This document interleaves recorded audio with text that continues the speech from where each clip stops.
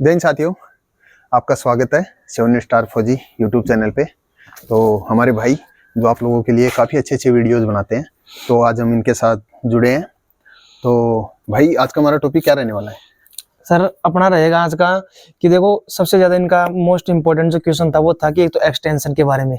हाँ, ट्रेनिंग कब हाँ, से ज्वाइन कर सकते हैं? पहले भी कर सकते हैं, बाद में कर सकते हैं। हाँ। और एक इनका ये था कि सर जैसे इनकी एसएसबी वालों की है 21 तारीख से, अभी जनवरी में 21 जनवरी को है। हाँ 21 जनवरी को। अच्छा। तो ये बोल रहे हैं कि सर हम 21 को करें या फिर 4-5 दिन पहले जाएं। अच्छा, सीनियरिटी के चक्कर में, सीनियरिटी के चक्कर में, पेमेंट के चक्कर में, ठीक है। अच्छा। दूसरा दो हो गए, तीसरा इनका एक और था, वो था हाँ वो तो बहुतों का था क्वेश्चन कि सर ट्रेनिंग के टाइम पे हमें छुट्टी मिल सकती है कि नहीं मिल सकती। क्योंकि अभी देखो का कमेंट भी आया था ना, वो लंबा सा जो कमेंट था, वो एक भाई बोल रहा था। हाँ वो तो ये बोल रहा था कि सर मतलब उसका एसएसबी में सिलेक्शन हुआ है। अच्छा। तो उसने मेरे को पूछा कि सर आप मेरे को है ना मतलब ये मत बताओ, कुछ भी फिक्स करके बताओ कि अगर मैं लेट ज्वाइन करता हूँ तो मेरे को क्या रीजन देना है, मेरे घर में ऐसे ऐसे प्रॉब्लम है, कुछ उसकी पर्सनल प्रॉब्लम थी वो भी बता नहीं सकते। लेकिन उसकी कुछ प्रॉब्लम थी तो उसका तो मैंने बता दिया था उसको कि आपकी तो बिल्कुल वैलिड रीजन है, कोई दिक्कत ही नहीं है। और एक ये भी तो होता है ना कि जैसे बहुत से कमेंट देखे हैं मैंने भी आपके चैनल पे कि जैसे कोई बच्चा बीच में छोड़ के जाता है ट्रेनिंग टाइम में, तो उसको कितना क्या पेमेंट देना पड़ता है, हाँ, छोड़ सकता है कि नहीं, कब तक विदाउट पेमेंट दिए वो जा सकता है। और एक ये था ना इनका सबसे मोस्ट, तो यूपी पुलिस की वैकेंसी चल रही है। अच्छा। तो भाई जितने मेरे लगभग ऑडियंस है देखने वाले, तो वो तो 80% यूपी के है, ठीक है। तो उनका मोस्ट क्वेश्चन था कि सर हमारा यूपी पुलिस में सिलेक्शन हो रहा है ऐसे ऐसे, तो हम उसमें जा सकते हैं कि नहीं जा सकते, वो भी इनका एक मोस्ट क्वेश्चन था। ये 3 क्वेश्चन पे बात करेंगे आज हम। सबसे पहले हम लास्ट वाले टॉपिक पे बात करते हैं। ना अब स्टार्टिंग से करते हैं, स्टार्टिंग से कि मतलब ज्वाइन कब करें, ज्वाइन कब करें। चैनल है सर, आप जो बोलोगे उस पे बात करेंगे। मतलब ज्वाइन कब करें। 21 तारीख को ज्वाइनिंग है, जैसे मान लो एसएसबी की है, तो अब आप बताओ इनको उस्ताद कि 21 को ही ज्वाइन करें या फिर 10-15 दिन पहले ज्वाइन करें। देखो पहले ज्वाइन करने का सबसे मेन पॉइंट है इनका, मेरा भी वही था, आपका भी वही रहता है। सही है। एक तो सीनियरिटी, ठीक है, कि मैं पहले अगर जाऊंगा तो मेरे को सीनियरिटी मिलेगी। तो अगर ऐसा होता ना, सीनियरिटी मिलती तो जिस दिन कॉल लेटर आए थे ना, उसी दिन ट्रेनिंग सेंटर भर जाने थे। अपन तो जाके भी आए थे। हाँ, अलवर में घर के पास था हमारा। तो हम तो जाके आए थे, तो हमको पता चल गया था कि कुछ नहीं होता ऐसा। ठीक है, सीनियरिटी का ट्रेनिंग टाइम में कोई रोल नहीं होता है। वो आपका जिस दिन डेट होती है ना, सबकी सेम होगी। हाँ, सबकी सेम ज्वाइनिंग डेट होगी, सबकी सेम एकदम। जो वो फिर उसका अलग है, एज से बनाएंगे, एज से सीनियरिटी डिसाइड होती है। और वो category wise general, OBC, ST, SC जो भी है उससे जो है वो होती है। और बाद की पेमेंट हाँ, कि भाई अगर मैं पहले ज्वाइन करूंगा 10 दिन तो मेरे को 10 दिन की पेमेंट ज्यादा मिलेगी। तो ऐसा कुछ नहीं है, आपको वहाँ पे खाना जो है वो मिल जाएगा, पर पेमेंट नहीं मिलेगी उस दिन की। खाने के भी नुकसान है, पैसा देना पड़ेगा खाने का भाई। वो फ्री नहीं मिलेगा, वो तो देने पड़ेंगे। वो पहले ज्वाइन ही नहीं करवाते हैं। 99 ट्रेनिंग सेंटर्स ऐसे हैं जो ज्वाइन करवाएंगे नहीं। हाँ, हमारे वहाँ अलवर में आए थे, वो बाहर रूम लेके सोना पड़ा था, बाहर रुके थे। उसके बाद और मोस्टली ये क्वेश्चन है जो दूर जिनका ट्रेनिंग सेंटर है, तो उनको भाई मैं ये बोलूंगा अगर आप दूर ट्रेनिंग सेंटर अगर आपका है, अगर आप पहले जा रहे हो ना, तो उसके नियरेस्ट होटल में आप रुक जाओ, लॉज में रुक जाओ, वहां पे मत जाना, वापस आना पड़ेगा, किराया बिना बात कर लगेगा। 50-60 किलोमीटर कहीं होटल में रुक जाओ दूर, और फिर जाके उसी दिन ज्वाइन कर लो। भाई हमने तो है ना, हम 5 बंदे थे घर के पास के, बिल्कुल अलवर गए थे हम, तो हमने सबके लास्ट में ज्वाइन किया था। सबके लास्ट में हम 2-2-2:30 बजे पहुंचे थे वहां शाम को, और शाम को हमने 4-5 बजे ज्वाइन किया था, क्योंकि भीड़ इतनी थी, हम आराम से बैठे थे वहां पे। और एक और इनका ये रहता है वहम कहियो के कि सर हम पहले जाएंगे तो हम साथ के जैसे 4-5 बंदे हैं, तो एक साथ रहेंगे, एक जगह अच्छी जगह रोक लेंगे, एक साथ मिल जाएंगे, पूरी ट्रेनिंग एक साथ निकाल देंगे। तो वो भी इनका वहम दूर करो थोड़ा। वो ये है कि आप लोगों को जैसे स्टेट वाइज बैठा देंगे और उसमें से एक उठाएंगे, अपनी शक्ल देख के, वो शक्ल देख के वो अपने हिसाब से। आपको ऐसा नहीं कि आप 5 एक लाइन में बैठ गए, आपको 5 को एक साथ एक कंपनी एक भी वो मिल जाएगी। जो आपका साथ घर से जाएगा ना, वो रहेगा 100 मीटर दूर बैरक में, आप रहोगे दूसरी कंपनी में। मेरे अंकल का लड़का था, वो 1 नंबर प्लाटून में था, मैं 8 नंबर पे था। बिल्कुल अलग रखेंगे आपको, बिल्कुल अलग। और हम साथ में बैठे थे कि हम एक साथ आएंगे। और आपका जो बड्डी पेयर भी होगा ना, वो भी ऐसा नहीं कि आप राजस्थान के तो राजस्थान का, आप राजस्थान के तो आपको मिलेगा अरुणाचल वाला, आप अरुणाचल के हो तो आपको मिलेगा ये, आप अगर नॉर्थ के हो तो आपका साउथ का मिलेगा, ईस्ट के हो तो वेस्ट का मिलेगा। वो ऐसे, क्योंकि सबको साथ लेके चलना पड़ता है ना फौज में। तो सबसे क्या है, सेवा सुरक्षा बंधु। तो ये नहीं है कि आप मतलब इस यहाँ पे हो, इसी स्टेट के हो, वहाँ पे सब 12 देश के हैं। हाँ। बस ये जरूरी है। ये तो हो गया इनका टॉपिक पहला। जी सर, ठीक है। और हमारा इसके बाद टॉपिक था कि सर यूपी पुलिस और मतलब छुट्टी कैसे लें, हाँ, या फिर एक्सटेंशन कैसे लें।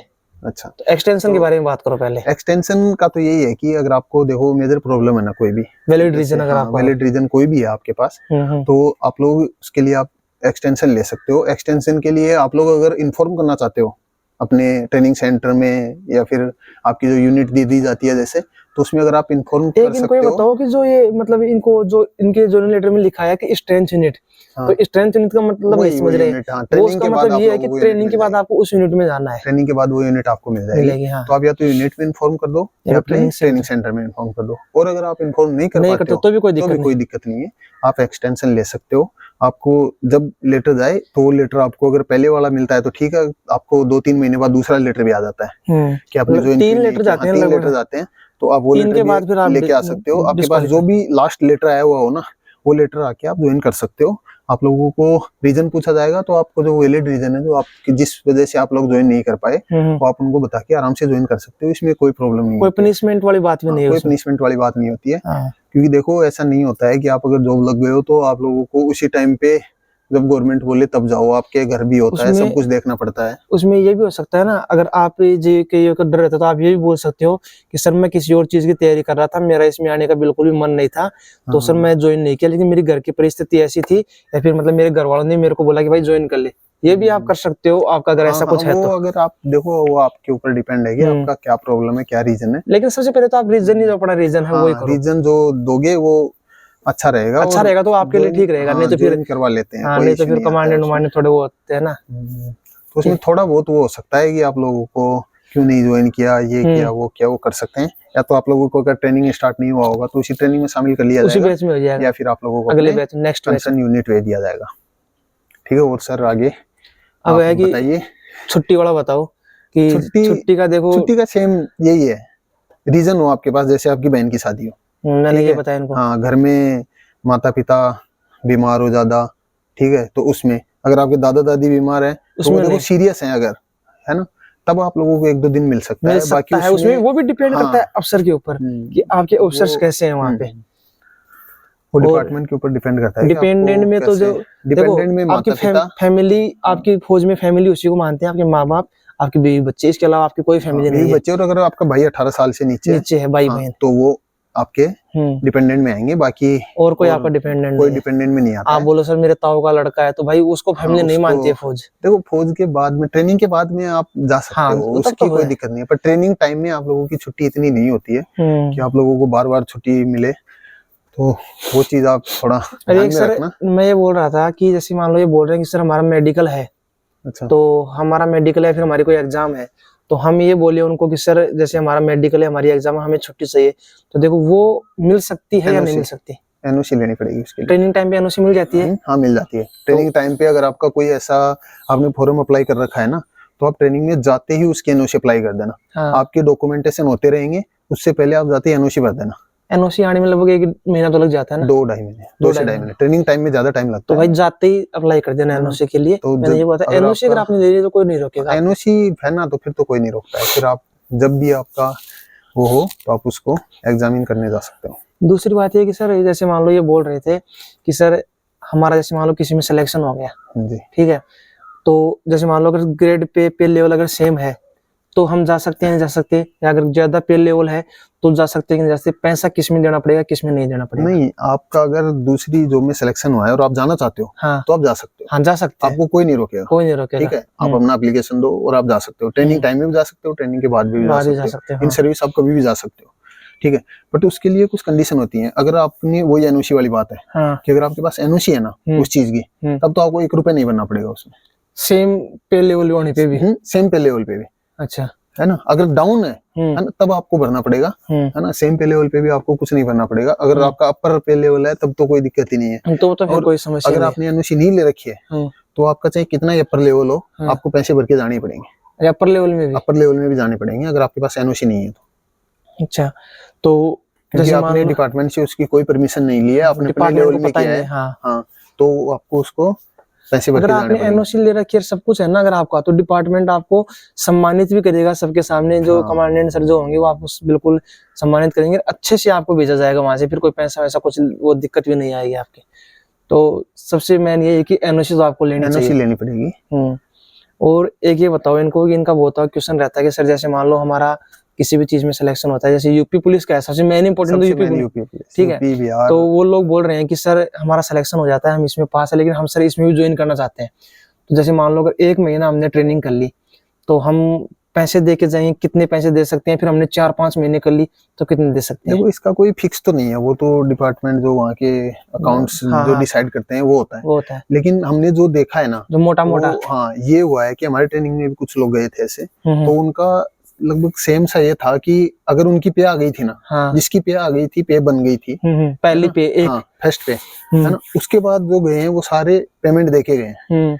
बट जो पे आने से पहले चले गए थे, जैसे को दिल्ली का लड़का था हमारे साथ में, वो गए थे रोबिन, तो वो जो गया था तो उसको कोई पैसा नहीं देना पड़ा था, क्योंकि वो ट्रेनिंग स्टार्ट होने से पहले ही चला गया था। 0 वीक में निकल गया था, 0 वीक के बाद गया था, बट उसका पे नहीं आया था, तो उसको कोई पेमेंट नहीं देना पड़ा था, उसको छोड़ दिया गया था। जो मैस कटिंग वगैरह ये सब लेके हल्का फुल्का, और जो सामान जो उसको इश्यू हुआ था वो रिटर्न कर लिया गया था, बाकी उससे कोई पैसा नहीं लिया गया था, ठीक है। और अगर आप बाद में जाते हो, पे आने के बाद में अगर जाते हो तो शायद उसका कुछ ऐसे है कि या तो 3 पे का 3 महीने की जो सैलरी है, हाँ सैलरी जो होती है उसका, या फिर जो आपकी ट्रेनिंग में जब जितना खर्चा लगा है, वो जो ज्यादा होगा वो आपसे लिया जाएगा। जैसे मान लो 6 महीने ट्रेनिंग की किसी लड़के ने, तो उसकी 3 महीने की पे देखी जाएगी, या फिर उसकी जो 6 महीने का ट्रेनिंग का जो खर्चा है वो ज्यादा लिया जाएगा। और मोस्टली ज्यादा पता आपको ट्रेनिंग में भाई होता है। तो अब आप लोग सोचो जैसे ट्रेनिंग में क्या खर्चा होता है भाई, ट्रेनिंग में जितने आपके पीछे जो अफसर लगेगा ना, उसकी जो पे है ना, सैलरी जो सरकार देती है, उसका पैसा भी आपकी जेब से लगेगा। जो उस्ताद लोग ट्रेनिंग कराएंगे, अगर आप ट्रेनिंग छोड़ के जाते हो तो बीच में, हाँ नहीं तो सरकार आपका भार उठाने के लिए तैयार है। अरे जितनी पे आपको मिलेगी ना, उससे दुगुना या तिगुना खर्चा होता है आपकी ट्रेनिंग कराने पे एक बंदे का।